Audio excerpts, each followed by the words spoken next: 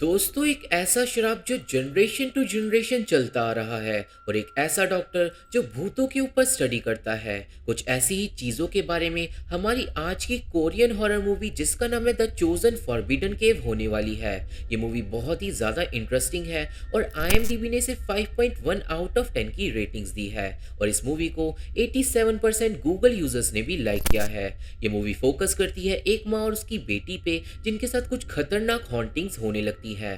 तो आप लोग वीडियो को पूरा लास्ट तक देखना और चैनल पे नए हो तो चैनल को सब्सक्राइब भी जरूर कर देना, क्योंकि आज की इस वीडियो में हम द चोजन फॉरबिडन के मूवी को समझते हुए इसके बारे में कुछ बात करने जा रहे हैं। और अब हम इसी के साथ चलते हैं सीधा वीडियो की तरफ। मूवी शुरू होती है एक मेंटल हॉस्पिटल के रूम को दिखाते हुए। उस रूम में हम एक पोजेस्ड लड़की को देख पाते हैं जो पलक झपकाते ही सीलिंग से उल्टा लटक जाती है। यहाँ से हमें एक लेक्चर थिएटर में ले जाया जाता है जहाँ पे एक प्रोफेसर अपने स्टूडेंट को उसी पोजेस्ड लड़की की वीडियो दिखा रहा था। हमें पता चलता है कि ये प्रोफेसर स्पिरिट सिकनेस नाम की एक बीमारी पे रिसर्च कर रहा है जिसमें इंसान पोजेस्ड हो जाता है।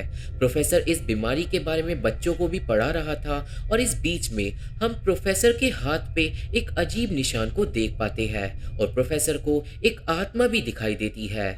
लेक्चर के बाद जो हाय नाम की एक लड़की जो रिपोर्टर है वो प्रोफेसर से बात करने के लिए आती है।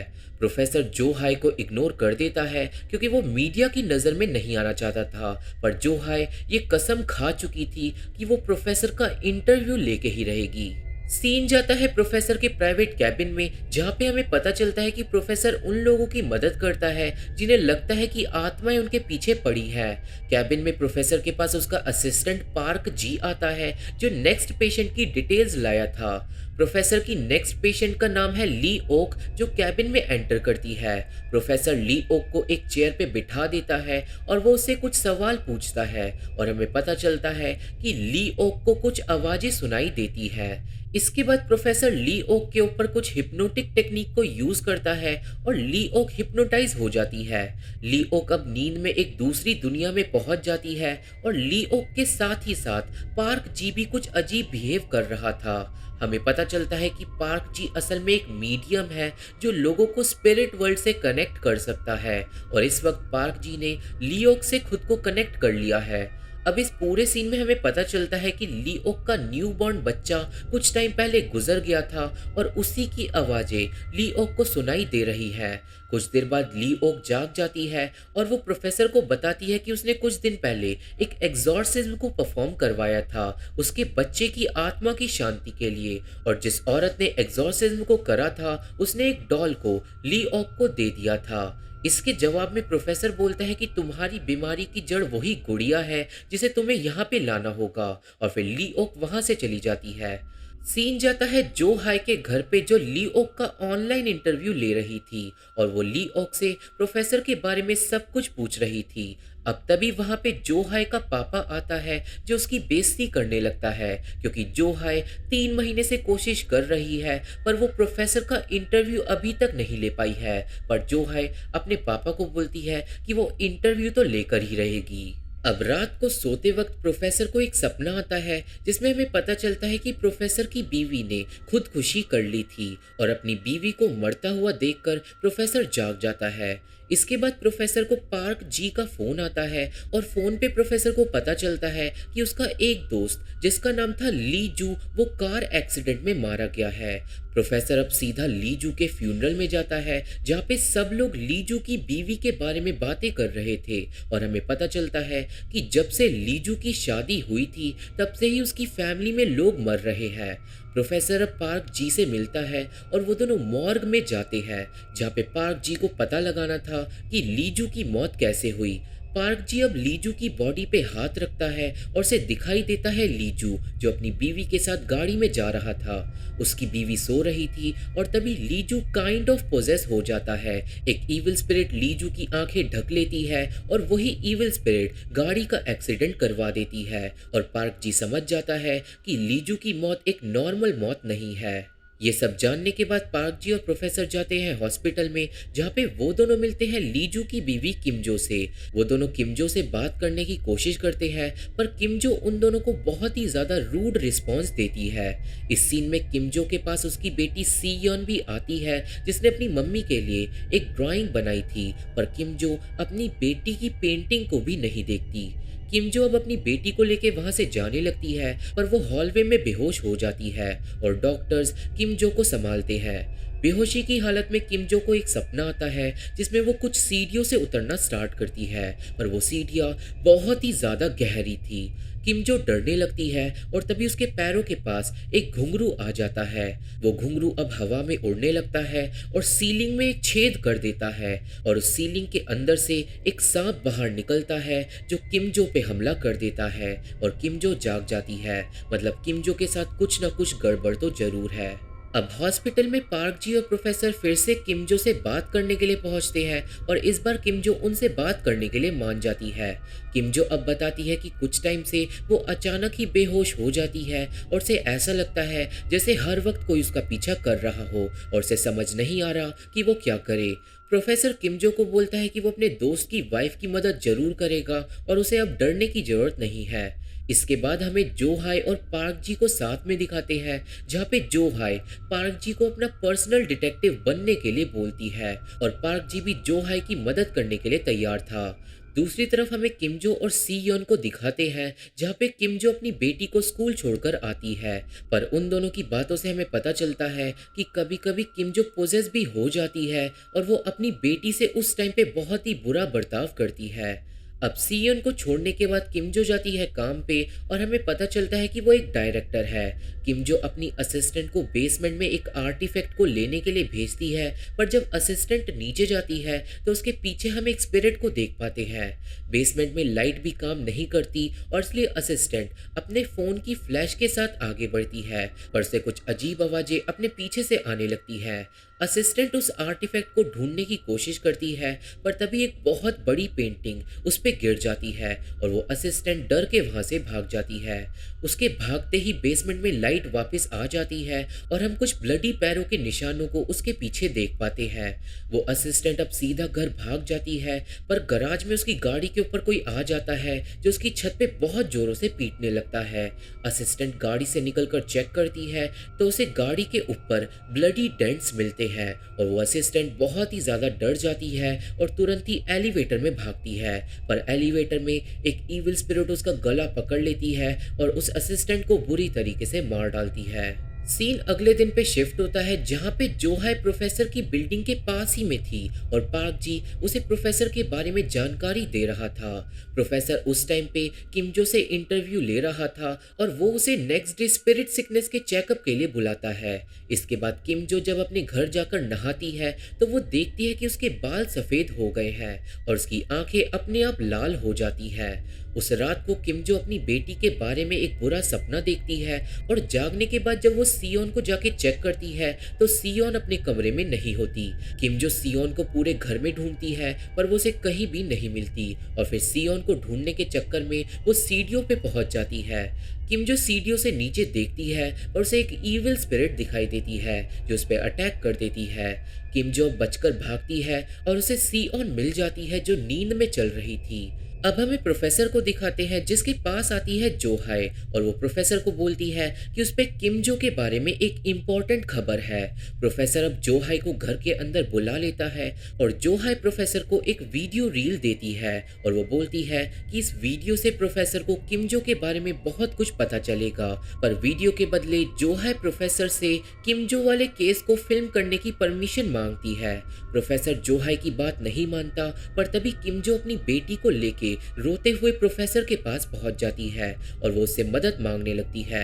इस सब के बाद प्रोफेसर जोहाई की बात मान जाता है, और अब सब लोग उस वीडियो को देखते हैं जो होती है कांग नाम के एक पास्टर के बारे में। वीडियो में कांग को गिरफ्तार किया जा रहा था, और उसका जुर्म था किडनैपिंग का। जोहाई अब बताती है कि पिछले साल किमजो को पास्टर कांग ने किडनैप कर लिया था, जब वो जेजू नाम के एक आइलैंड पे घूमने गई थी।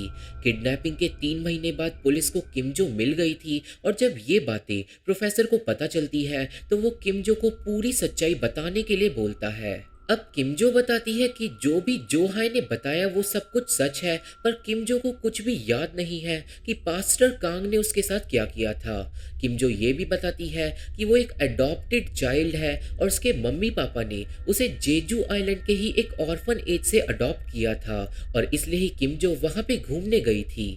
इसके बाद प्रोफेसर किम जो को बोलता है कि उसे स्पिरिट सिकनेस की बीमारी है, पर इस सीन में किम जो ये भी बताती है कि उसने एक विग को पहना हुआ है क्योंकि उसके बाल सफ़ेद हो गए हैं। किम जो अपनी आंख से भी एक लेंस निकालती है और वो अपनी लाल आंखों को प्रोफेसर को दिखाती है। प्रोफेसर बताता है कि जो भी स्पिरिट किम जो के पीछे पड़ी है वो उसकी बॉडी पे कब्जा करना चाहती है और इसलिए उन्हें उस स्पिरिट की आइडेंटिटी का पता जल्दी से जल्दी लगाना होगा। अब प्रोफेसर किम जो को एक चेयर पे लिटा देता है और वो अपनी हिप्नोटिक टेक्निक का यूज करता है। किम जो और पार्क जी अब कनेक्ट हो जाते हैं और किम जो को दिखाई देता है एक चर्च। किम जो उस चर्च में जाती है जिसके अंदर वो खुद को पूरी तरह पोजेस्ड हालत में देखती है जो बिल्कुल सांप जैसी दिख रही थी। पार्क जी अब नॉर्मल वर्ल्ड में जाग जाता है और वो ये सब कुछ प्रोफेसर को बताता है और हमें पता चलता है कि वो चर्च जेजू आइलैंड पे ही मौजूद है और अब प्रोफेसर जो हाई को पास्टर कांग का पता लगाने को बोलता है। सीन अगले दिन पे शिफ्ट होता है जहाँ पे जो हाई को पता चला था कि पास्टर कांग जेल से छूट गया है और वो तब से ही गायब है। पर अब पार्क जी, प्रोफेसर और जो हाई जाते हैं जेजू आइलैंड पे क्योंकि उन लोगों को स्नेक केव नाम की एक गुफा के बारे में पता चला था जहाँ पे पास्टर कांग ने 3 महीने तक किम जो को कैद में रखा था। वो तीनों स्नेक केव की तरफ आगे बढ़ते हैं और रास्ते में जो हाई सबको स्नेक केव के ओरिजिन के बारे में बताती है। हमें पता चलता है कि स्नेक केव में पहले के जमाने में मासूम लड़कियों की बलि दी जाती थी भगवान को खुश करने के लिए और अब सबको ये लगता है कि इस गुफा के अंदर से ही एक आत्मा किम जो के अंदर घुस गई है। उस गुफा को एक्सप्लोर करते हुए प्रोफेसर को एक रिचुअल साइट मिलती है जहाँ पे पास्टर कांग ने जरूर किम जो के साथ कुछ किया होगा। अब इसके बाद वो तीनों पास्टर यो के पास जाते हैं जो एक ऐसा इंसान है जो पास्टर कांग को जेल में हर रोज मिलने के लिए जाता था। वो तीनों पास्टर यो से पास्टर कांग के बारे में पूछते हैं और पास्टर यो बताता है कि पास्टर कांग जेजू आइलैंड पे अपने पिता की मौत के बाद आया था और उसका मानना था कि उसके पिता को शैतानों ने मारा है। पास्टर योब बताता है कि जेजू आइलैंड पे आने के कुछ सालों बाद पास्टर कांग को एक ऑर्फनेज में वही शैतानी शक्ति मिल गई थी, पर पास्टर कांग उस शैतानी शक्ति को खत्म नहीं कर पाया था और वो शैतानी शक्ति फिर से भाग गई थी। पर 1 साल पहले पास्टर कांग ने पास्टर यो को बताया कि उसे फिर से वो शैतानी शक्ति मिल गई है और वो इस बार उसे खत्म कर देगा और इसके बाद की बातें पास्टर यो को नहीं पता थी। सीन जाता है किम जो और उसकी बेटी पे जहाँ पे पास्टर कांग उन दोनों पे चुपके से नजर रखे हुए था। थोड़ी देर बाद किम जो थेरेपी के लिए प्रोफेसर के पास जाती है, पर इस बार हिप्नोटाइज्ड होने के बाद किम जो और पार्क जी दोनों ही पोजेस हो जाते हैं।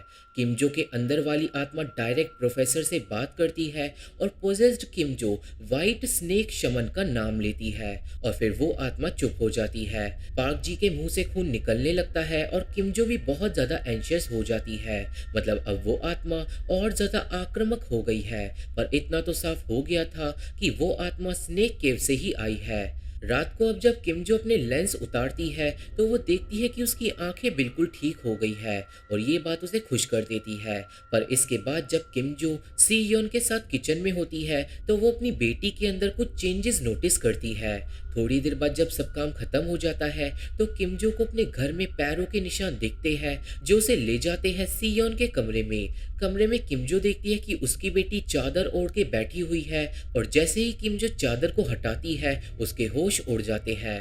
किम जो देखती है कि उसकी बेटी के बाल लंबे और सफेद हो गए हैं और उसकी बेटी कच्चा मांस खा रही है और ये देखकर किम जो चिल्लाती है। किम जो तुरंत ही प्रोफेसर को फोन करती है और प्रोफेसर जो हाई और पार्क जी को लेकर तुरंत ही उसके घर पहुंच जाता है। सब लोग अब पोजेस्ड सियोन को देखते हैं जो नॉर्मल बिहेव कर रही थी क्योंकि आत्मा ने अभी तक उसके दिमाग पे कब्जा नहीं करा था। पर प्रोफेसर बोलता है कि आत्माएं आसानी से बॉडी में से ट्रांसफर नहीं होती और इसके पीछे पीछे कुछ ठोस वजह है। प्रोफेसर बोलता है कि हमें पास्टर कांग को किसी भी हालत में ढूंढना होगा ताकि हमें पता चल सके कि ये वाइट स्नेक शमन किसकी आत्मा है। प्रोफेसर को किमजो के घर में उसकी असली माँ की फोटो भी मिलती है जिसका नाम था लियंग, और अब वो सब सोचते हैं जेजू आइलैंड जाके किमजो की असली फैमिली को ढूंढने का। अगले दिन वो सब जेजू आइलैंड पे जाते हैं और उन्हें ऑर्फन एज से लियंग का एड्रेस मिल जाता है, और दूसरी तरफ पार्क जी पोजेस्ड सियन का ख्याल रख रहा था। पार्क जी को ऐसा लगता है कि जैसे घर में कोई घुस आया है, और तभी पास्टर कांग पार्क जी को मार के बेहोश कर देता है। अब जेजू आइलैंड पे जो हाई, प्रोफेसर और किमजो लियंग के एड्रेस पे पहुंचते हैं जहां पे उन्हें लियंग की बजाय एक बूढ़ी औरत मिलती है। किमजो उस बुढ़िया से लियंग के बारे में पूछती है और वो बुढ़िया देखते ही पहचान जाती है कि किमजो लियंग की बेटी है। वो बुढ़िया अब लियंग की वो फोटो देखती है जो प्रोफेसर को मिली थी, और वो बुढ़िया बोलती है कि ये फोटो लियंग की नहीं है। बुढ़िया बताती है कि लियंग और वो अच्छे दोस्त थे और मरने से पहले लियंग एक शमन थी, और जो फोटो में औरत है वो असल में किमजो की नानी है जिसका नाम था सुखजंग, और वो भी एक शमन थी। किमजो अब रोने लगती है और वो बुढ़िया से अपनी फैमिली की सच्चाई पूछती है, और अब वो बुढ़िया एक कहानी सुनाना स्टार्ट करती है और सीन जाता है पास्ट में हम किमजो की नानी सुखजंग को देख पाते हैं जो अपनी जुड़वा बहन के साथ एक रैली में जा रही थी। अब अचानक ही सुखजंग को एक दौरा उठता है और वो गांव वालों को बोलती है कि ये सारे गांव वाले एक साथ एक ही दिन मारे जाएंगे, और इस बात से गांव वालों को गुस्सा आ जाता है। बुढ़िया बताती है कि उस दिन के बाद से गांव वाले सुखजंग को गांव से जाने की धमकियां देने लग गए थे, पर कुछ दिनों बाद एक जंग छिड़ गई थी और आर्मी वालों ने गांव के बहुत सारे लोगों को मार डाला था। आर्मी से बचने के लिए गांव वाले स्नेक केव में छुप गए थे, पर एक दिन आर्मी ने सुखजंग को पकड़ लिया था, और सुखजंग क्योंकि गांव की शमन थी तो आर्मी वालों ने सुखजंग का रेप कर दिया था। इस हादसे के बाद किमजो की मां लियंग पैदा हुई थी, पर उसके बाद सुखजंग गायब हो गई थी और जंग भी खत्म हो गई थी। सुखजंग के जाने के बाद गांव के लोग सांपों के काटने की वजह से मरने लगे थे, और गांव में ये खबर फैल गई थी कि एक लड़की रात के टाइम स्नेक केव में अकेले जाती है। बुढ़िया बताती है कि सुखजंग ने आर्मी वालों से बदला लेने के लिए एक स्नेक डीमन को अपने अंदर बुला लिया था, और फिर एक दिन गांव वाले ईविल सुखजंग तक पहुंच गए थे।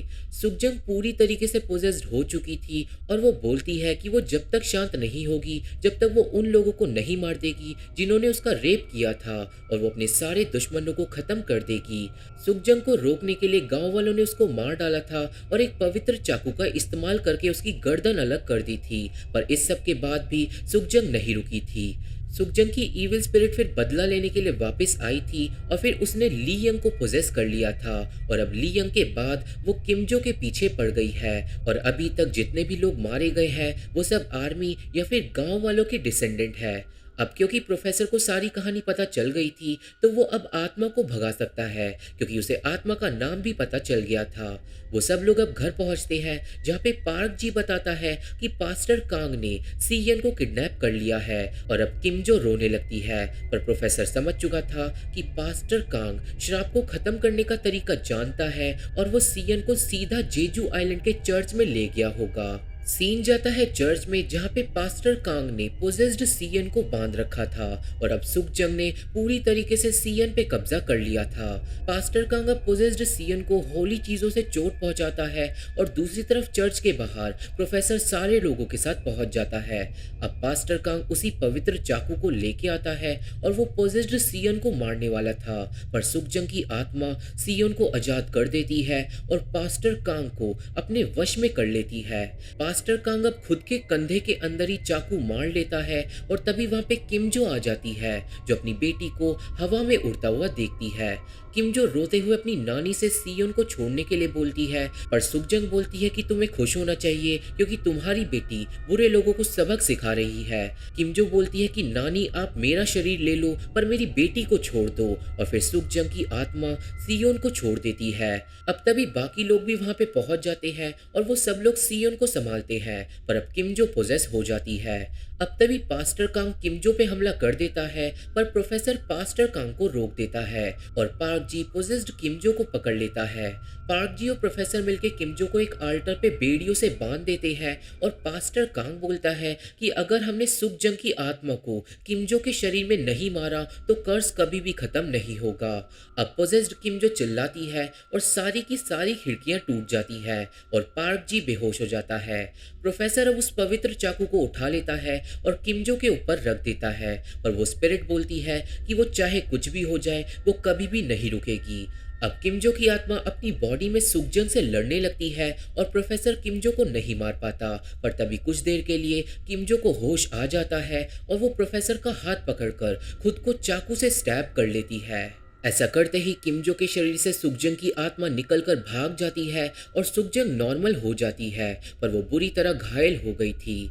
सियोन अपनी माँ के लिए रोने लगती है और पास्टर कांग किमजो के ऊपर कुछ फाइनल मंत्र पढ़ता है। यहाँ से सीन 3 महीने आगे शिफ्ट होता है जहाँ पे किमजो कोमा में थी और अभी तक कुछ भी बुरा नहीं हुआ था। सियन अपनी माँ के पास बैठी हुई थी और तभी बेड के नीचे से एक घुंघरू बाहर निकलता है। सियन उस घुंघरू को उठाती है और तभी किमजो जाग जाती है और मूवी यहीं पे खत्म हो जाती है। तो ये थी explanation the chosen forbidden cave movie की और मुझे आशा है कि आप सभी को ये मूवी समझ आ गई होगी और मेरी वीडियो पसंद आई होगी। ये मूवी आप लोगों को कैसी लगी मुझे कमेंट बॉक्स में ज़रूर बताना और मेरे फेसबुक पेज का लिंक और बाकी सोशल मीडिया का लिंक आपको डिस्क्रिप्शन बॉक्स में मिल जाएगा, तो आप लोग सब कुछ फॉलो कर लेना। वीडियो पसंद आई हो तो वीडियो को लाइक करके और चैनल को सब्सक्राइब करके हमारा सपोर्ट जरूर करना और अब मैं आप लोगों से मिलता हूँ अपनी अगली वीडियो में। तब तक के लिए थैंक यू, बाय बाय।